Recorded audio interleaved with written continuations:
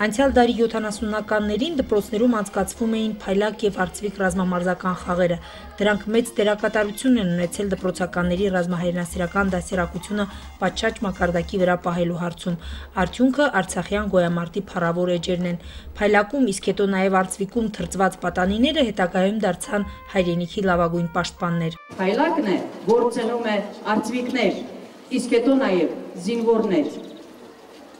Երկար տարի մաքարելուց հետո, տեսնելով, որ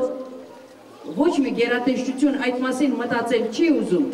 մենք պարտադրված դպրոցում անց ենք կացնում փայլակ ռազմամարզական խաղը։ Այն և պարտավորեցնող է, և զգուշացնող, և հուշող, որ պիտի պարտադիր բոլոր դպրոցներում սկսել այդ խաղը։ Անկախության տարիներին արծվիկ ռազմամարզական խաղերը նոր թափ ստացան Արցախում։ Փայլակը, սակայն, մոռացության մատնվեց։ Խաչատուր Աբովյանի անվան հիմնական դպրոցի 7-ից 8-րդ դասարանների աշակերտների ցուցադրական ելույթները մեծ ոգևորություն են պարգևել ներկաներին։ Տպավորությունն այնպիսին էր, որ նրանք պատրաստ են զինվորականի նման խրոխտ քայլել, կատարել վերադասի հրամանները։ Հաճելի է, որ շարքում կանանց աղջիկները ասեն, որ հետ չեմ ունում տղաներից։ Եվ վաղը մենք կունենանք լավագույն դիպուկահար աղջիկներ,